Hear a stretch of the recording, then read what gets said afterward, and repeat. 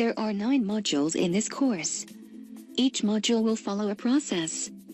First, you will see an introduction to each module and define your learning objectives. Next, you will watch a short video, and lastly you will play a game to check your knowledge. Have fun.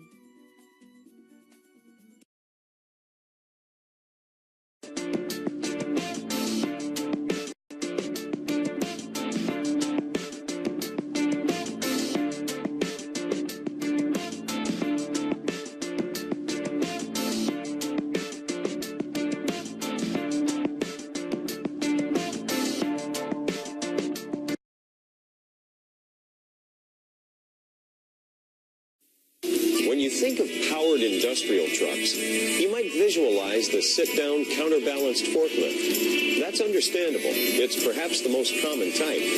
But you may encounter other industrial trucks in your workplace, like stand-up rider trucks, order pickers, or powered hand trucks. You may also find specialized attachments for handling things like drums or slip-sheeted loads. Each of these units has its own purpose and set of safety considerations, and all are covered under the OSHA standard. That means you must be trained, evaluated, and authorized to use any of them, even a pallet jack. Let's take a closer look at some of these machines, starting with stand-up rider trucks. There are several types of stand-up units, including the counterbalanced rider type that's used for standard loads, the narrow aisle types used in tight spaces such as racking aisles, and the pallet or platform pallet trucks intended primarily for horizontal movement. Follow the general principles of safe operation for each of these units, which includes reviewing the instructions, warnings, and precautions in the operator's manual.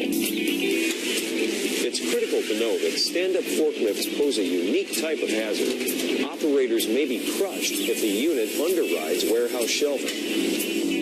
It happens when operators back toward a storage rack, crossbar, or similar obstruction. If the operator drives too far, the forklift can pass beneath the horizontal crossbar, causing it to enter the operator's compartment. To prevent this dangerous situation, stay in control of the forklift at all times, and always keep your focus in the direction of travel. The unit may have special attachments like rear post guards as an added safety precaution.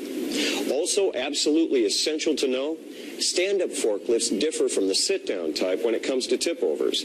While you never want to attempt to jump off a sit-down forklift, you should get clear of a stand-up unit to avoid injury during a tip-over. And then there are high-lift order pickers. These are generally used to pick less than pallet load quantities off tall racking. These unique machines require extra precautions because the operator is actually being lifted into the air. First and foremost, always use proper fall protection equipment with high-lift machines. A third type of specialized unit is powered hand trucks, which move loads controlled by a walking operator. These include pallet jacks, pallet trucks, and hand trucks. Powered hand trucks are designed for handling low loads on hard, level surfaces. The steering handle on these units regulates the lift and lower functions, speed, direction, steering, and braking. The controls should return to neutral when you remove your hands. Powered hand trucks should never be operated faster than a normal walking pace. And when you stop, the unit should stop. Never let it move on its own. When traveling down an incline or when entering a confined area, keep the unit directly in front of you as you walk forward. In special circumstances where you have to travel on an incline with the load upgrade, walk to the side of the tongue. Always keep your hands in a safe position on the control handle, as recommended by the manufacturer. And pay attention to the position of the load, particularly when it's trailing. Just like any other mechanical lifting device, a powered hand truck can tip over or lose its load or strike a pedestrian. What if you're moving something other than pallets? There's probably a specialized attachment to handle the job. Slip sheet handlers, barrel clamps, roll handlers, container handlers, and personnel platforms are all commonly used in industrial settings. If your forklift has any of these attachments, you need to know how they affect the unit's capacity rating and stability. Also, for attachments that allow personnel to be lifted, there are very strict safety measures that must be in place. If it isn't required or offered by your company, ask your supervisor for training on how to properly use any attachments.